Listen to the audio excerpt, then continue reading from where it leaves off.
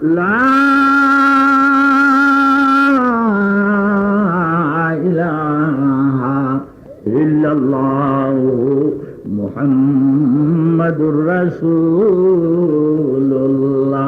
আল্লাহ সারা মাবুদ নাই, লা ইলাহা ইল্লাল্লাহ, লা ইলাহা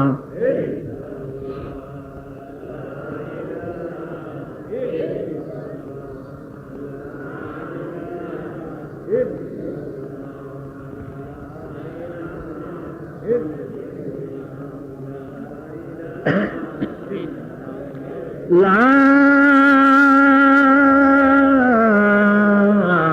ইলাহা ইল্লাল্লাহু মুহাম্মাদুর রাসূলুল্লাহ। ইল্লাল্লাহ ইল্লাল্লাহ ইল্লাল্লাহ ইল্লাল্লাহ ইল্লাল্লাহ ইল্লাল্লাহ ইল্লাল্লাহ ইল্লাল্লাহ ইল্লাল্লাহ ইল্লাল্লাহ ইল্লাল্লাহ ইল্লাল্লাহ ইল্লাল্লাহ ইল্লাল্লাহ ইল্লাল্লাহ ইল্লাল্লাহ ইল্লাল্লাহ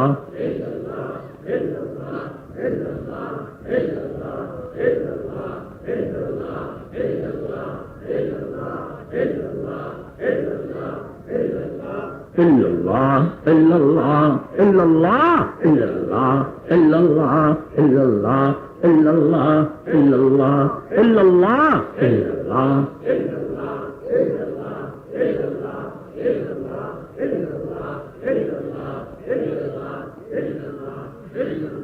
illallah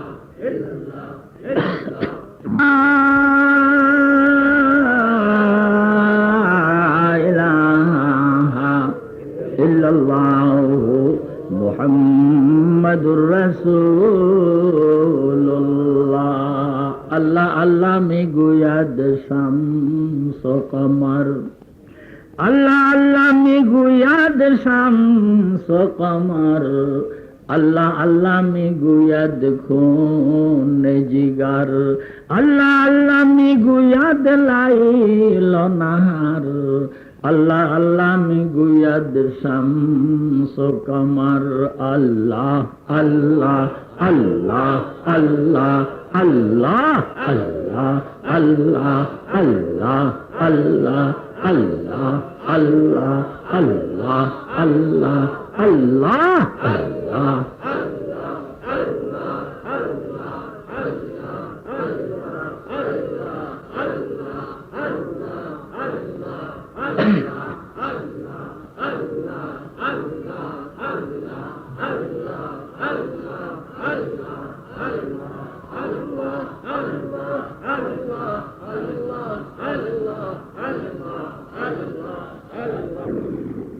Allah Allah Allah Allah Allah Allah La ilaha illallah Muhammadur Rasulullah sallallahu light আসতেও পারে নাও আসতে পারে, ঠিক নাই। ছেলে পেলে বাতি দিয়ে পড়তে পারে না, বুড়া মানুষ আলো দিয়া ভাত খাইতে পারে না। আমরা একটু আলোর সাহায্যে একজন আরেকজনের মুখ দেখতে পারবো না, এমন একটি দেশে আমাদের বসবাস। আল্লাহ যেন এদেরকে হেদায়েত করে, সকল বলো না আমিন। সুখের আমাদের সীমা নাই, খুব সুখে আল্লাহ আমাদের রাখছে। এবার আসুন, চাঁদের আলোর মধ্যে কিছুটা আপনাদেরকে আমি সাদা টুপিগুলি দেখতেছি, আপনারাও হয়তো আমাকে কিছুটা দেখতে পাচ্ছেন। আমরা আমাদের কাজ বন্ধ না রেখে আমি কথাগুলি বলি, আপনারা শোনেন। হায়াতে তৈয়বাত নামক কিতাবের মধ্যে লিখেছে, শবে মেরাজের রাত্রে আল্লাহর কোন বান্দা বান্দি যদি আরো 2 রাকাত নফল নামাজ পড়ে, প্রথম রাকাতে যদি ওয়াদ্দুহা সূরা পড়ে, দ্বিতীয় রাকাতে যদি আলাম নাশরাহ সূরা পড়ে, সে যেন সপ্তম আকাশের উপরে বাইতুল মামুর মসজিদে ফেরেশতাদের কাতারে দাঁড়াইয়া হুজুরের পিছনে খাড়াইয়া 2 রাকাত নামাজ আদায় করলো। পারবেন না? সকলে পারবে না। ওয়াদ্দুহা সূরা বড় আছে, আলাম নাশরাহ কঠিন আছে। তবে আপনারা যে ইনশাআল্লাহ কইছেন, আল্লাহ বরকত দিক, পারতেও পারেন।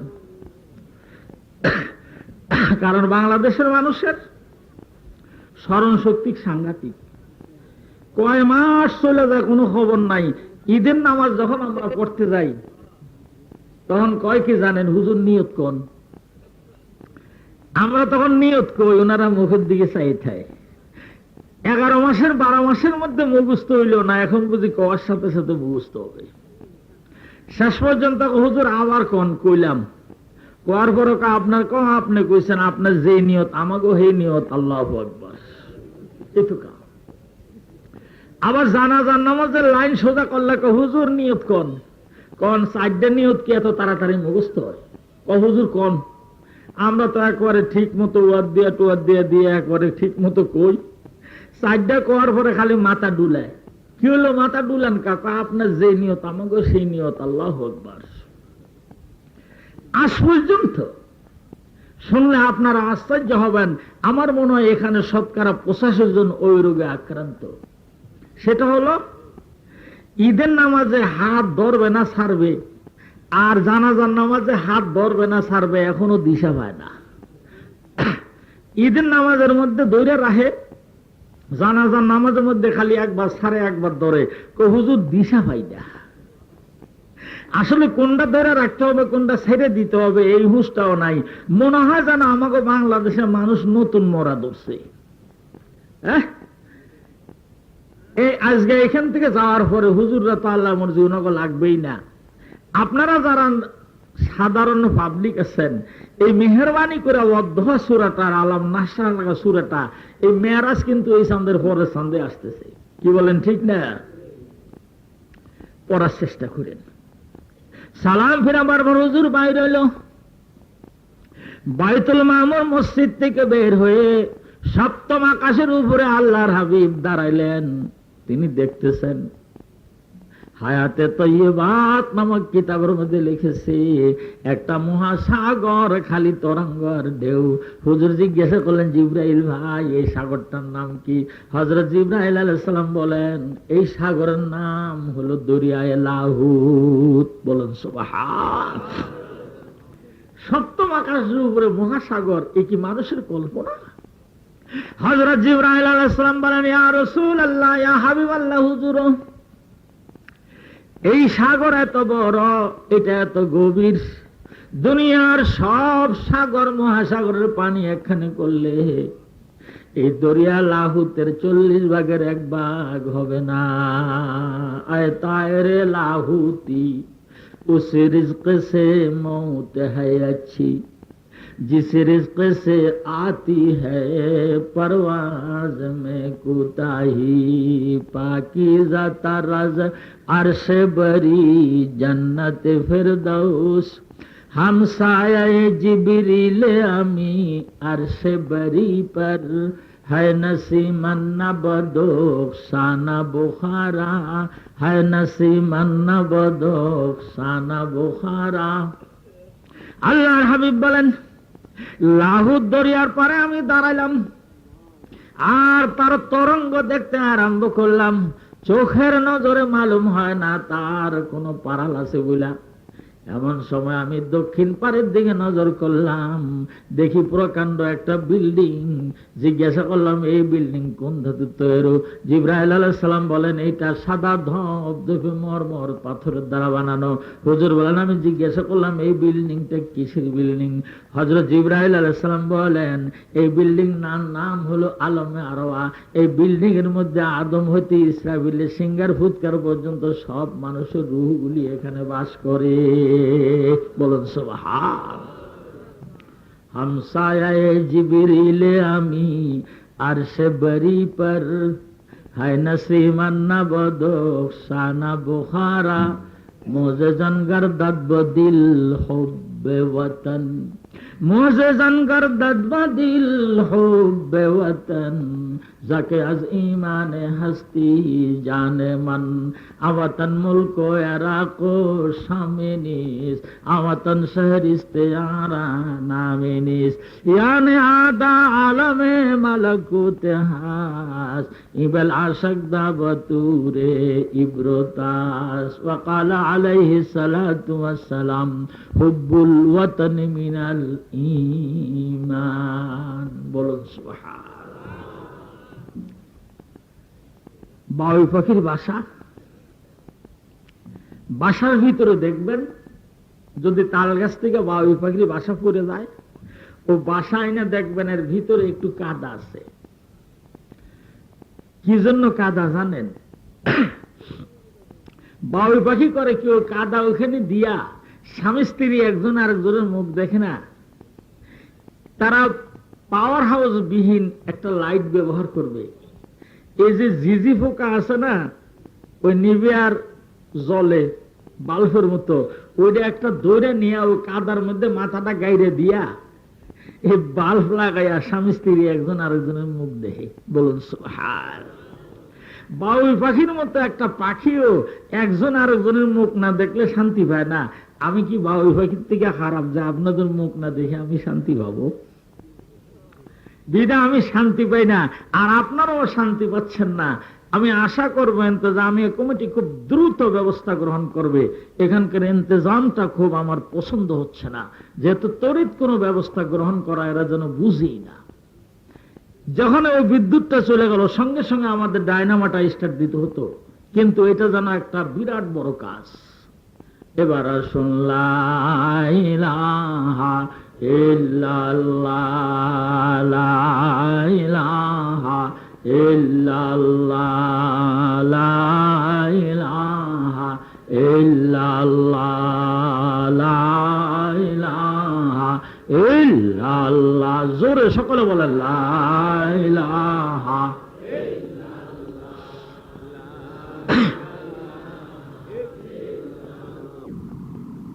ইল্লাল্লাহ। সকলে বলেন, যে যেখানে আছেন বলেন লা ইলাহা ইল্লাল্লাহ, লা ইলাহা।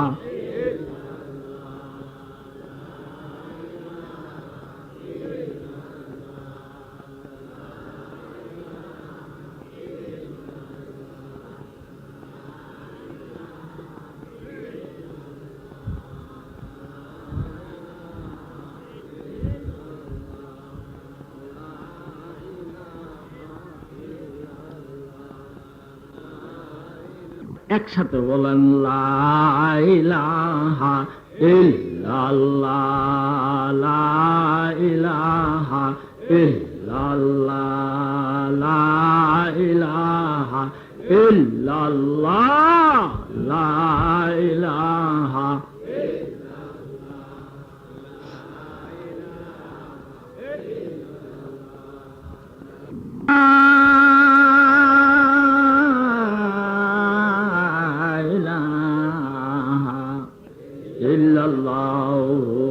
মুহাম্মাদুর রাসূলুল্লাহ।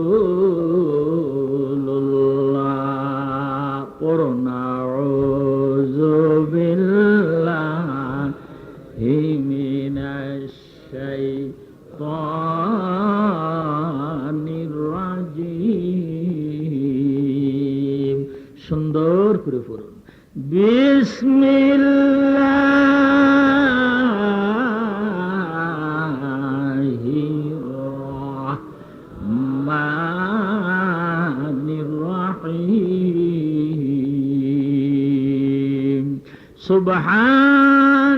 সুবহানাল্লাযী আসরা বিআবদিহি লাইলাম মিনাল মাসজিদিল হারামি ইলাল মাসজিদিল আকসা। মনে মনে ভাবেন যে অনেক দূর গেছি।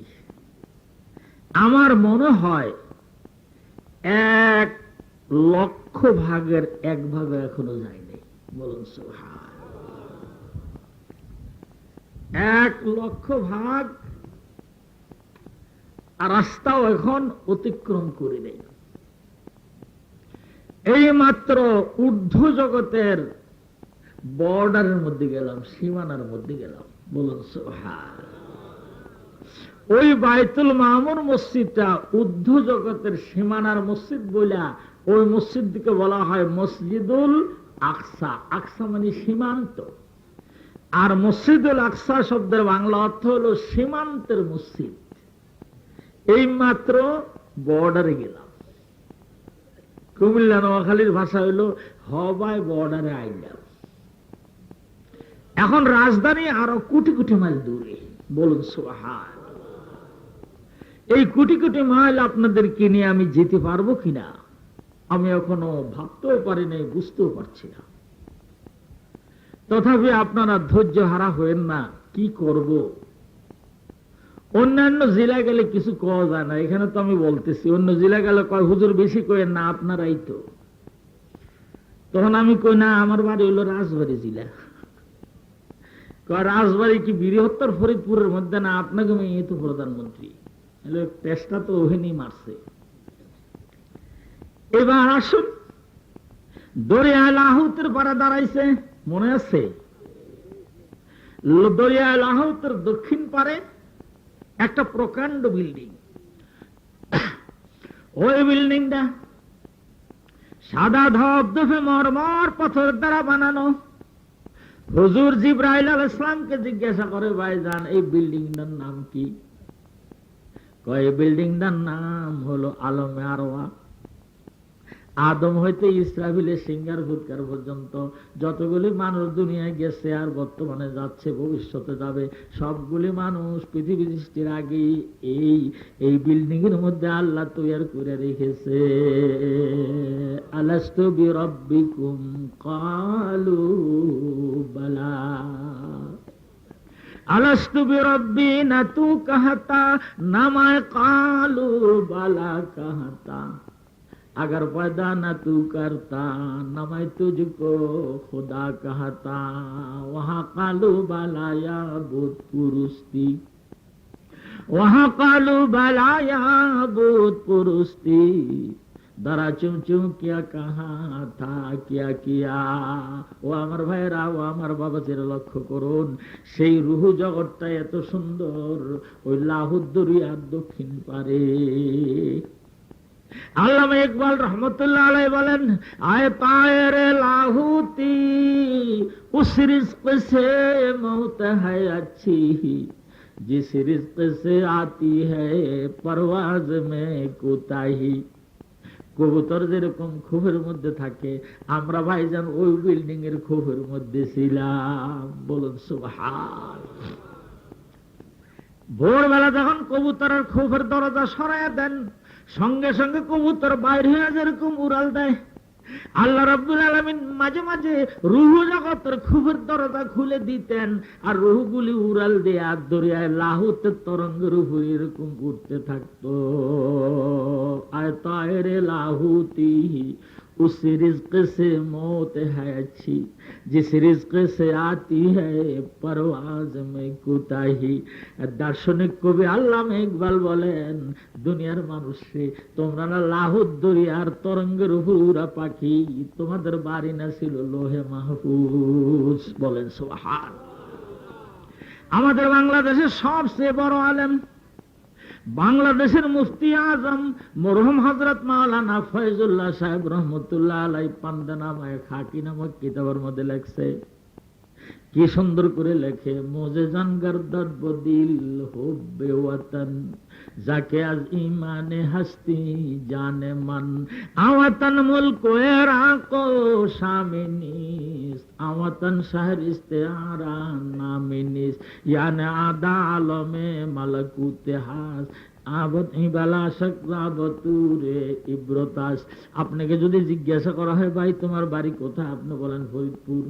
আমার বাপ আমাকে জিজ্ঞাসা করেন আপনার বাড়ি কোথায়, আমি বলবো রাজবাড়ি ফরিদপুর। আরেকজনকে জিজ্ঞাসা করেন তোমার বাড়ি কোথায়, তোমার হেসে বলবে বরিশাল।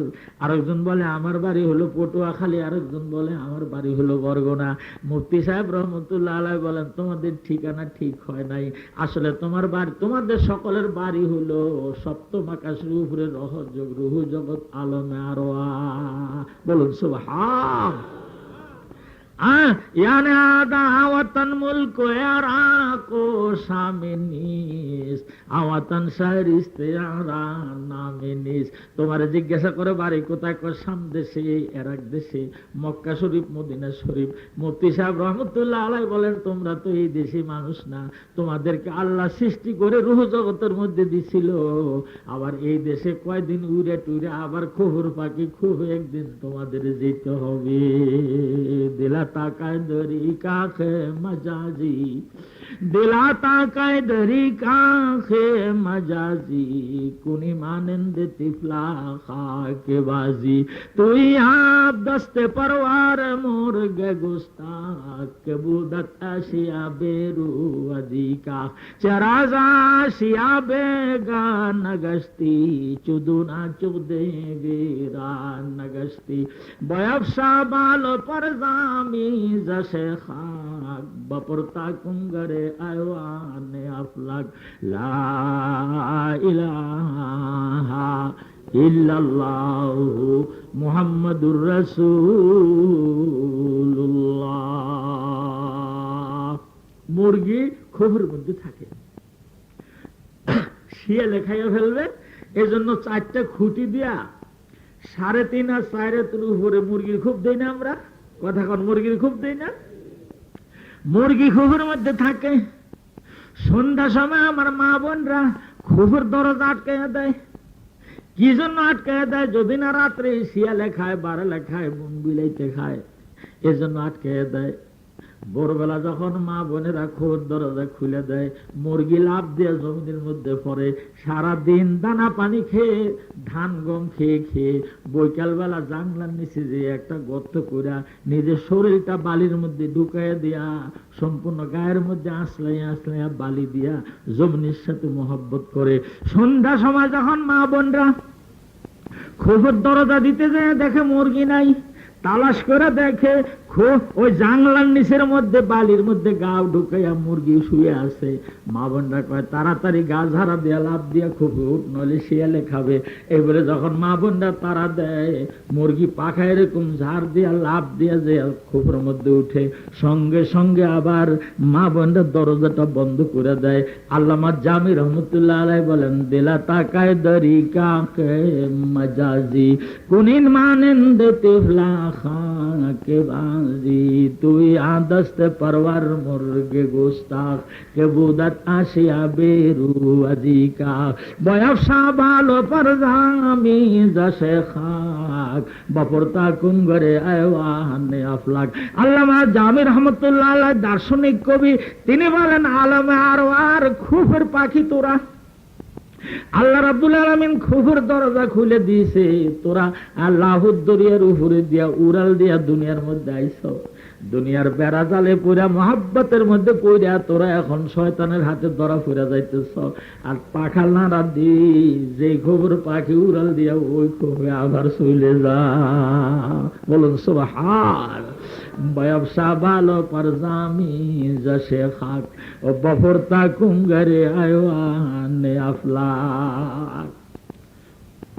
ছোট্ট ফোলা ভাঞ্জা জোলাবাতি খেলে না, কত বলেন জোলাবাতি খেলে না? ছোট্ট ফোলা ভান্ডা করে কি, গরু গরুর পিছনে মালা ঠোলা দিয়া জোলাবাতি খেলে। একজন স্বামী হয়, একজন স্ত্রী হয়, একজন শ্বশুর হয়, একজন শাশুড়ি হয়। ইট বাইটটা মরিচ বানায়, একটা সুন্দর করে একটা সোনার সংসার সাজায়। একজন গরু গরুর পিছনে যায়, কই যাও? আমি বাজারে যাই। এটা হলো পোলাপানের একটা খেলাধুলার সংসার। আমাদের ফরিদপুরের পল্লী কবি জসিমউদ্দিন বলেছেন, নুরুফুসি আয়সা শফি সবাই এসেছে, আম বাগিচার তলায় যেন তারা হেসেছে, রাঁধুনিদের শখের রাঁধার পড়ে গেল ধুম, দুপুর বেলার এই দুপুরে নাইকো গারো ঘুম। কেউ বা বসে হলদি বাটে, কেউ বা রাঁধে ভাত, কেউ বা বলে দুধ তরি ভাই পুড়ে গেল হাত। এমন সময় হঠাৎ আমি যেই পড়েছি এসে, পালায় গেল দুষ্টুরা সব খিলখিলিয়ে হেসে। জসিমউদ্দিন বলেন, বৈশাখ মাসের দিন কুট্টি ফোলা ফাঞ্জা জলাবাতি খেলে আমি যখন গেলাম, দুষ্টুর দল সেখান থেকে ভাইগা বলো। দার্শনিক কবি আল্লামা জামি রহমতুল্লাহ আলাইহি বলেন, আলমে আরওয়াত থেকে তোদেরকে ছাইরা দেওয়া হয়েছে, দুনিয়ার মধ্যে এসে একজন স্বামী হয়েছে, একজন স্ত্রী হয়েছে, একজন ছেলে হয়েছে, একজন মেয়ে হয়েছে, দোলাবাতি খেলা না আরম্ভ করছো। ইসরাফিল আলাইহিস সালাম যখন সিংহার মধ্যে ফু দিবে, এই বিশ্ব মাসাকার হয়ে গেলে তোরা দৌড়াইয়া আবার আমার খুফে তোমাদের অবশ্যই আসতে হবে। দিলা তাকায় দরি কাকে মজাজি, ও কুনি মানন্দে তিফলা খাকে বাজি। তুই আদস্তে পরহার মুরগে গোস্তাখ, কবুদত আসিয়া বেরু আজিকা, চরাজা আসিয়া বেগা নগস্তি, চুদিনা চুদে বেরা নগস্তি। বয়বসা ভালো পরজামি জসে খাক, ও বপুরতা কুঙ্গরে আয়ওয়ানে আফলাক। ভাইজান থাকতে পারবেন না, এখান থেকে একদিন যেতে হবে। তাই কবি বলেন, ওই মুরগি যেরকম পাখা ঝাড়া দিয়া দুনিয়ার মহব্বত ছেড়ে দিয়া লাভ দিয়া খুব উঠে, তোরাও আলমে আরো আর পাখি দুনিয়ার মায়া মমতা ত্যাগ দিয়া পাখা ছাড়া দিয়া লাভ দিয়া আবার উঠ। আল্লাহ কয়, তোরা লাভ দিলে আমি আল্লাহ টান দিয়া কোলের মধ্যে নিয়ে নিব। লা ইলাহা ইল্লাল্লাহু মুহাম্মাদুর রাসূলুল্লাহ। হায়াতে তাইয়্যিবাত নামক কিতাবের মধ্যে লেখছে, আমার দিকে দেখেন, সে লাহুদ দরিয়ার পারে হুজুর সাল্লাল্লাহু আলাইহি সাল্লাম নজর করে দেখেন এক প্রকাণ্ড মোরগ। আল্লাহর হাবিব বর্ণনা দিয়েছেন, মোরগটার গায়ের পশমগুলি সম্পূর্ণ হলো সাদা, উপরে দিয়ে একটু সোনালী কালার, চুটটা লাল টকটকে, ঠোঁটটা হলুদ, পাওটা একদম পিওর হলুদ। আল্লাহর হাবিব বলেন, এত বড় মোরগ কল্পনাও করা যায় না। আমি নজর করে দেখলাম, মোরগের চুট যেন আল্লাহর আরশের নিচে, আর পা দুইখান যেন মনে হয় সাত জমিনে চলে আইছে। এত বড় মোরগ। হযরত জিবরাইল আলাইহিস সালামকে জিজ্ঞাসা করলাম, ভাইজান এটা কি? এটা হলো আল্লাহ রাব্বুল আলামিন একজন ফেরেশতাকে মোরগের আকৃতি দিয়ে বানায় রাখছে। হ্যাঁ হুজুর বলেন, আমি জিজ্ঞাসা করলাম, এই মোরগ কি করে?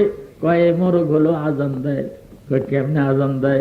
ফজরের নামাজের সময় যখন এই মোরগ আজান দেয়, আল্লাহর হাবিব বলেন, সে পাখাটা বাড়ি দিয়ে যখন আজান দেওয়ার জন্য রেডি হয়, মনে হয় যেন সাত আসমান সাত জমিন পাখার নিচে চলে আইলো।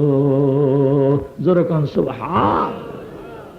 হযরত জিবরাইল আলাইহিস সালাম বলেন, ইয়া রাসূলুল্লাহ, ইয়া হাবিবাল্লাহ, হুজুর এই মোরগ যখন এখান থেকে আজান দেয়, লাহুদ দরিয়ার পারে এই মোরগ যখন আজান দেওয়া আরম্ভ করে, এই মোরগের ডাক আল্লাহ রাব্বুল আলামিন গোটা জমিনের মধ্যে পৌঁছায় দেয়। সারা দুনিয়ার খুবের মোরগগুলি তখন ওই সময় আজান দেওয়া আরম্ভ করে।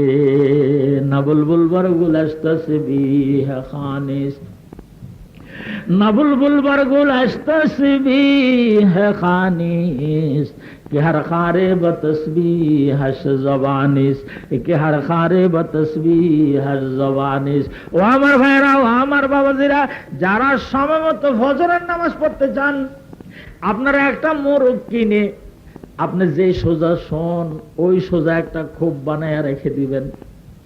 আপনি যে আপনার স্ত্রীকে বলেন আমার উঠে দাও, সে তো ঘুম এসে যেতে পারে।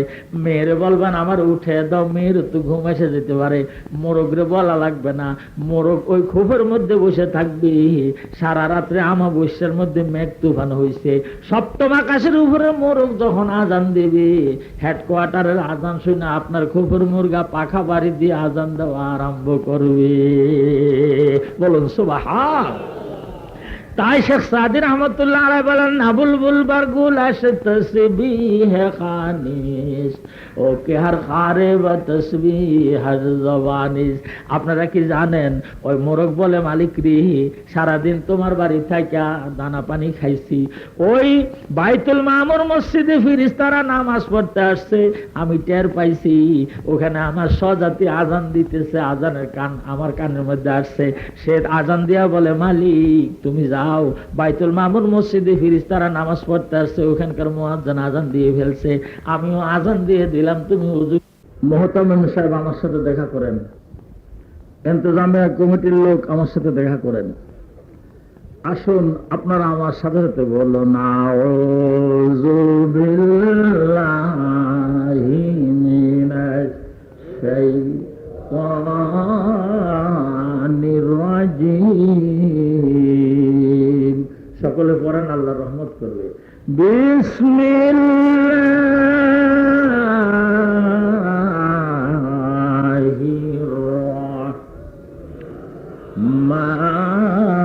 রহমানির রহিম। সুবহানাল্লাযী আসরা বিআবদিহি লাইলাম মিনাল হারাম মিনাল মাসজিদিল হারাম ইলাল মাসজিদিল আকসাল্লাযী বারাকনা হাওলাহু লিনুরিয়াহু মিন আয়াতিনা ইন্নাহু হুয়াস সামিউল বাসীর।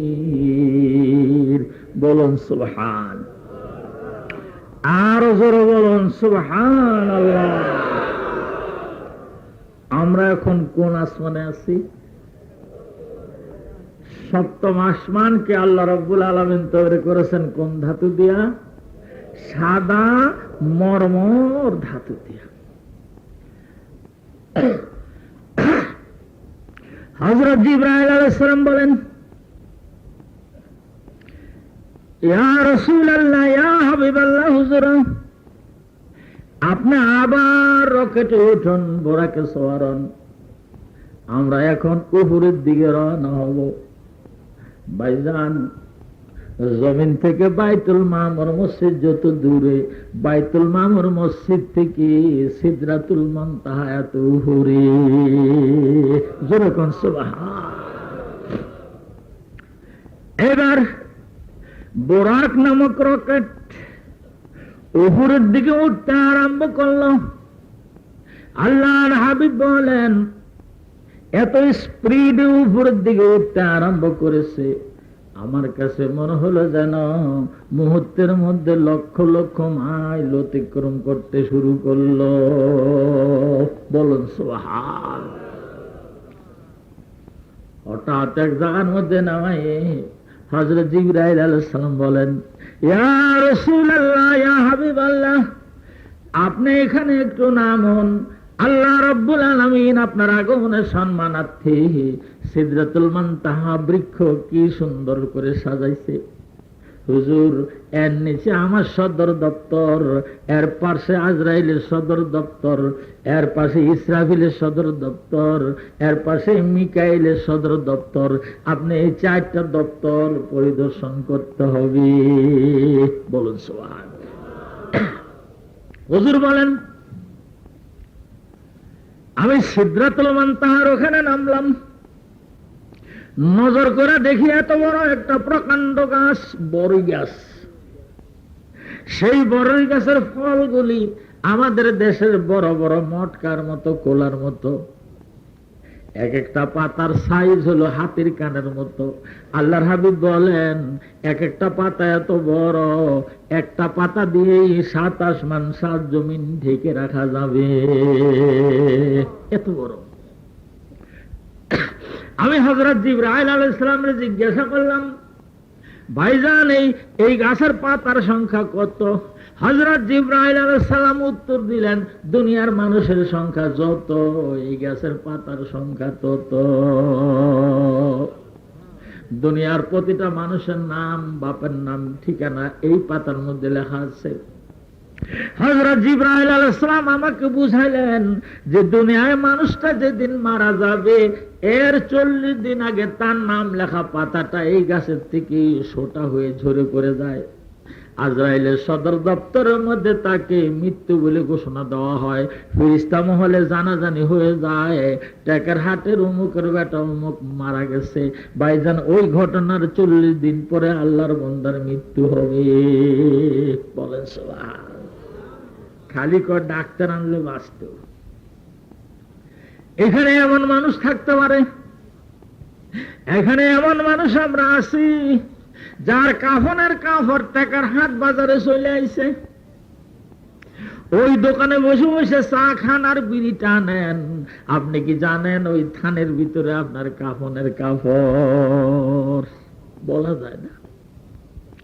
হ্যাঁ, হুজুর বলেন আমাকে সাথে করে জিবরাইল আলাইহিস সালাম গাছ দেখাইতেছে, আমি গাছের পাতার দিকে নজর করি, স্বর্ণের সুতা বানাইয়া আমার সম্মানার্থে সেই পাতাগুলির গিলাফ লাগাইছে। প্রত্যেকটা পাতার মধ্যখানে মিডল পয়েন্টে একটা স্বর্ণের পঙ্গপাল বসে আছে।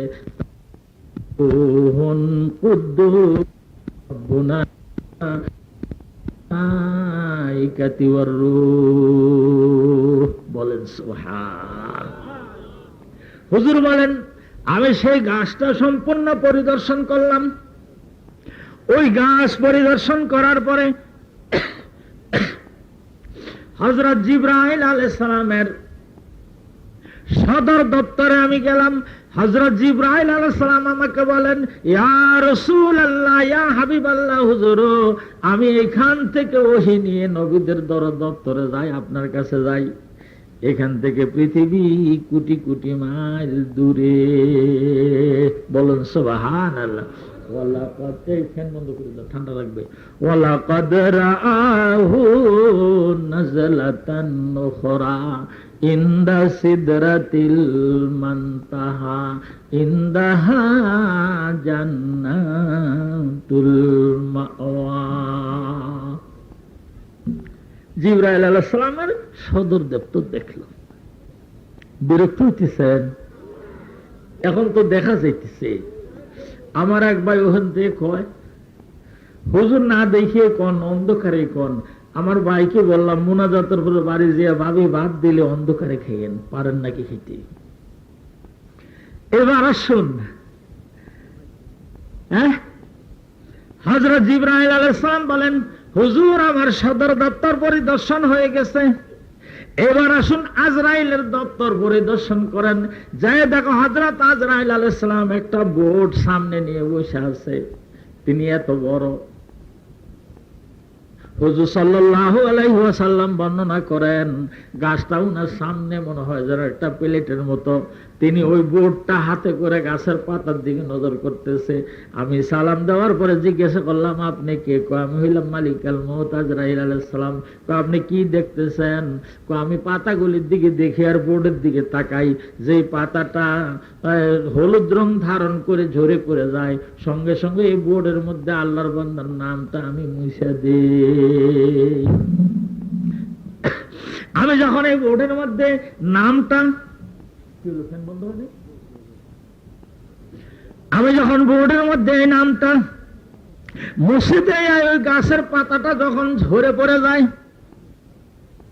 ওই ব্যক্তি আর বাঁচার মতো কোনো সম্ভাবনা নাই। সে জায়গায় দীর্ঘ সময় পর্যন্ত আলোচনা হলো। এবার হুজুর সাল্লাল্লাহু আলাইহি ওয়াসাল্লাম গেলেন হযরত মিকাইল আলাইহিস সালামের সদর দপ্তর দেখার জন্য। যায় দেখে তিনি সারা পৃথিবীর একটা ম্যাপ সামনে নিয়ে বসে আছেন। মিকাইল আলাইহিস সালাম আমার দিকে দেখেন। হযরত মিকাইল আলাইহিস সালামকে হুজুর সাল্লাল্লাহু আলাইহি ওয়াসাল্লাম জিজ্ঞাসা করলেন, ইয়া রাসূলুল্লাহ, ইয়া হাবিবাল্লাহ, হুজুর জোরে জোরে কোন লা ইলাহা ইল্লাল্লাহ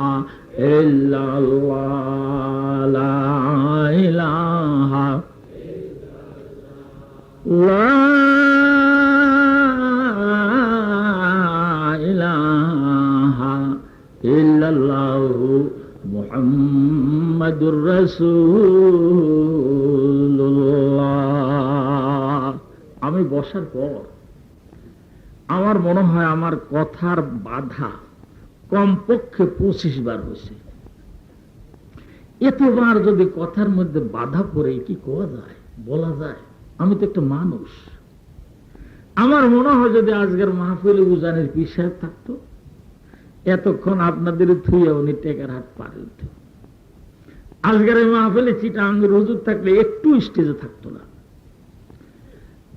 ভাইজান, কথা বলতে মনোযোগ লাগে, একাগ্রতা লাগে, এত ডিস্টার্বের মধ্যে কিভাবে চলা যায়?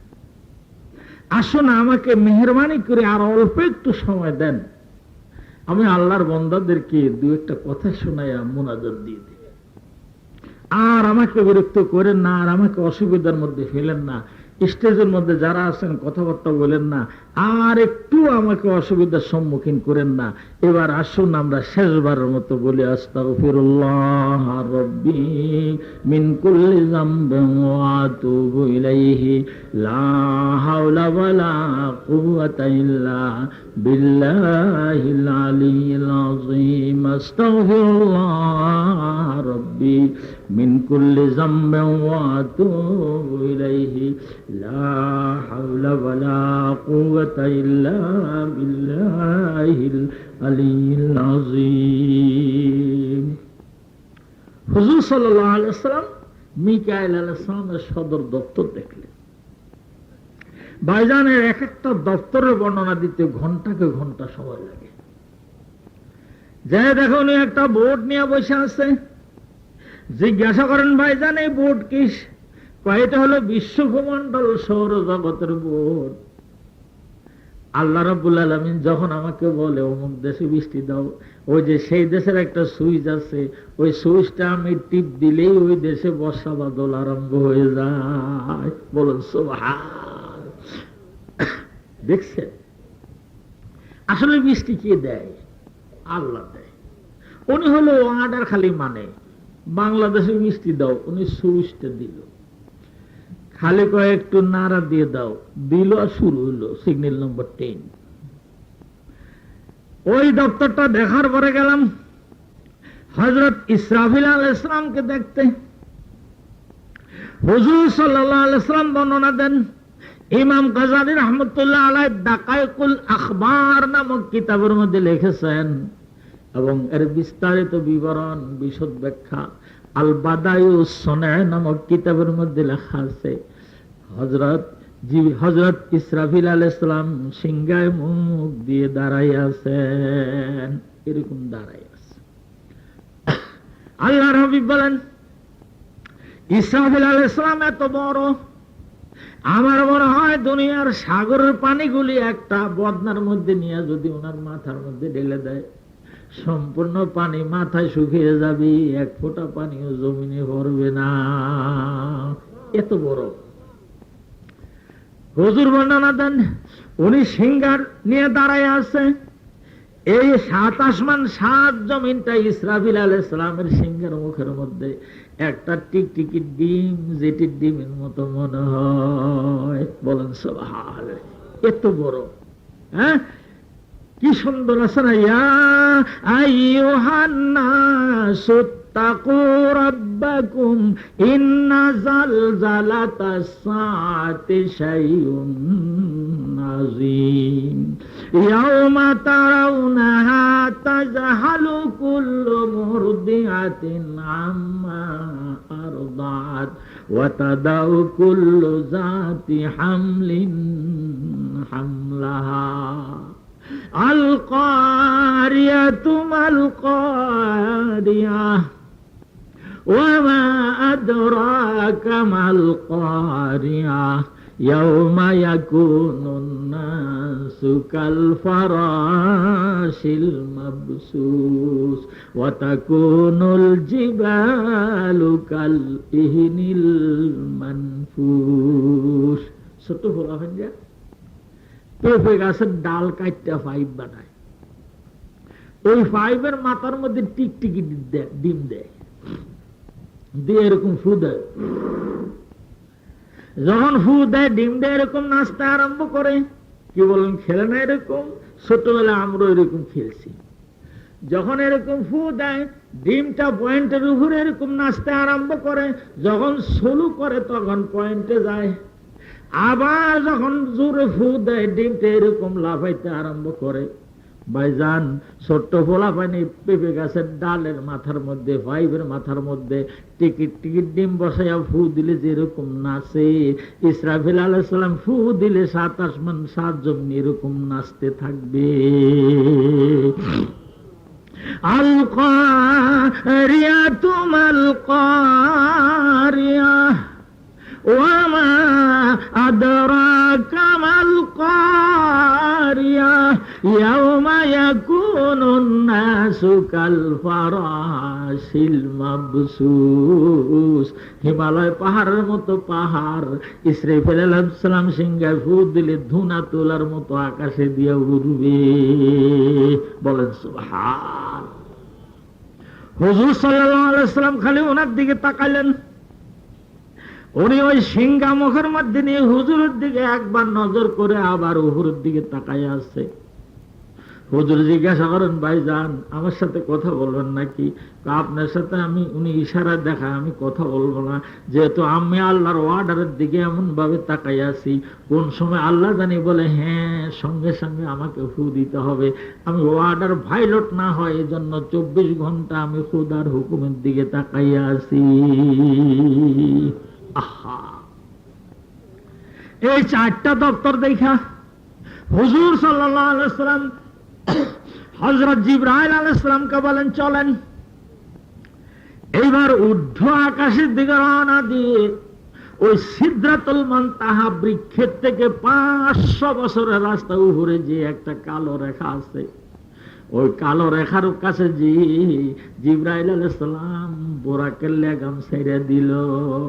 আগার এক সেরে মো বদু গুপ্তে সালা রে বাইতুল হারাম, বদু গুপ্তে সালা রে বাইতুল হারাম, क्या हामिले वही बरतर खराम, बगुप्ता फरातर मजालम नमन, बेमंदम के नीरू ये बालम नमन, अगर एक सेरे मो ये बरतर खराम, फरोगे ताजल्ली बसुजत फराम। बोलुन सुभान। সিদরাতুল মুনতাহা থেকে 500 বছরের রাস্তা যে কালো রেখির কাছে যখন জিবরাইল আলাইহিস সালাম লাগাম ছেড়ে দিল, হুজুর সাল্লাল্লাহু আলাইহি ওয়াসাল্লাম বলেন, ভাইজান অচিন দেশ না চিন জায়গা, যেখানে আমি উপর টের পাই না, নিচ টের পাই না, ডাইন টের পাই না, বাম টের পাই না, ঈশান ঠিক পাই না, বায়ু ঠিক পাই না, এমন একটা অচিন দেশ না চিন জায়গায় আপনি আমার ঘনিষ্ঠ বন্ধু কেন লাগাম ছেড়ে দিলেন? বদু গুপ্তে সালার বাইতুল হারাম, क्या हामिले वही बरतर खरम, बगुप्ता फरातर मजालम नमन, बमंदम के नीरू ये बालम नमन। হুজুর ওই যে দেখছেন কালো দাগ দেখা যায়, এর উপরে যাওয়ার ক্ষমতা আমার নাই। আগার এক সেরে মো এ বারতার খারাম, ফরুগে তাজাল্লি বসুজত ফারাম। হুজুর যদি আমি ওই কালো রেখার উপরে একটা চুল জায়গা অগ্রসর হই, আল্লাহর নূরের তাজাল্লির আগুন আমার পাখার মধ্যে ধরে যাবে। বলুন সুবহান। अगर एक सेरे मोए बरतर खराम, फरोगे ताजल्ली बसुजत परम। হুজুর তাজাল্লির আগুন, এ কালো রেখার উপরে খালি আগুন আর আগুন। লা ইলাহা ইল্লাল্লাহ, লা ইলাহা ইল্লাল্লাহ, লা ইলাহা ইল্লাল্লাহ,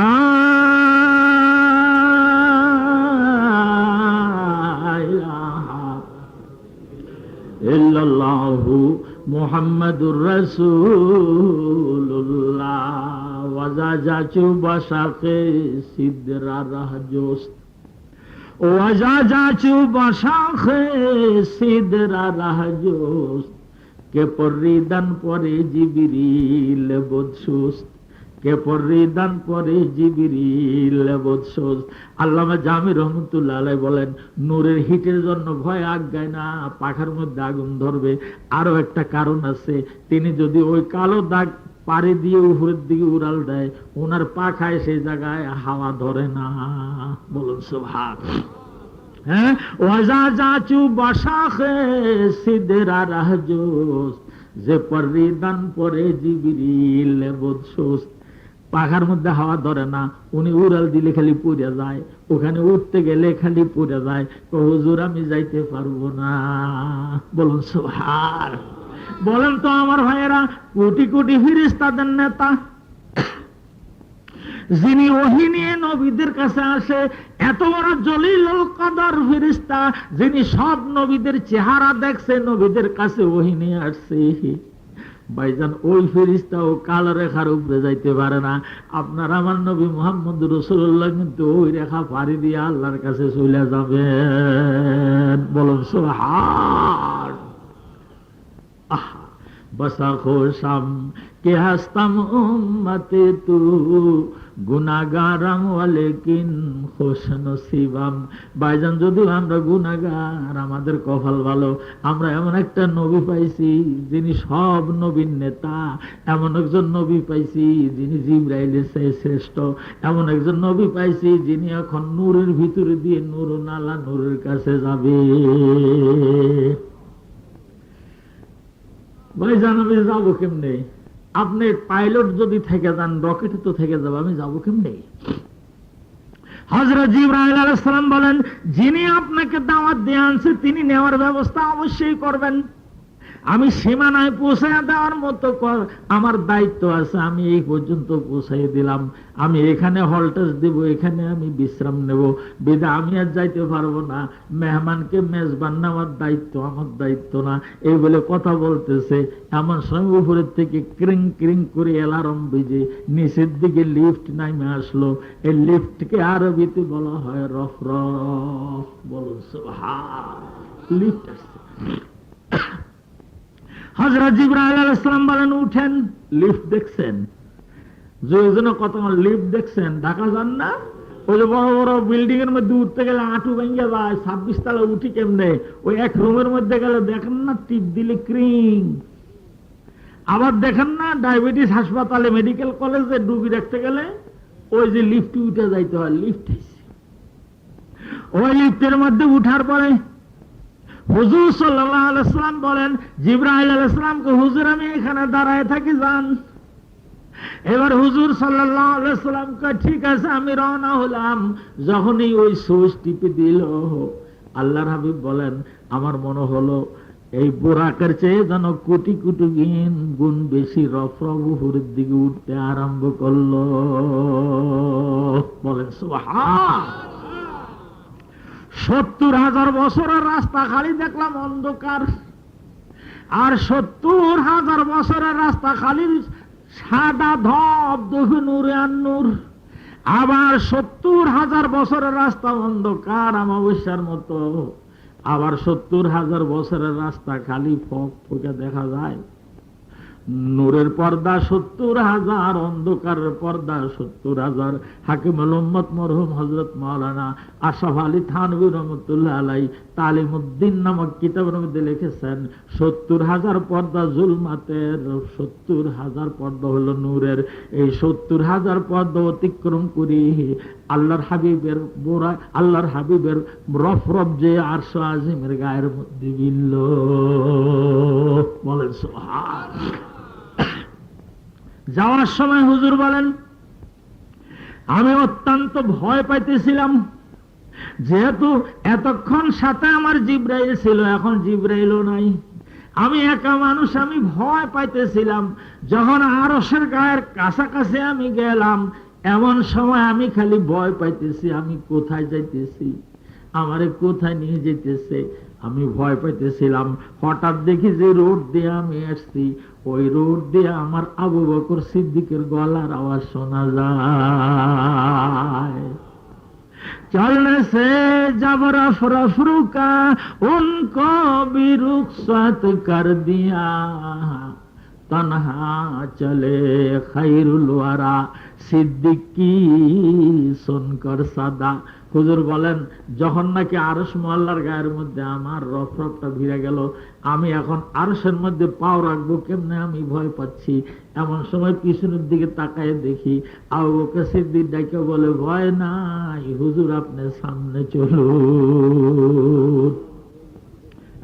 चलने से जब रफ रफ रुका उनको भी रुखसत कर दिया तन्हा चले खैरुल वरा सिद्दीक की सुनकर सदा।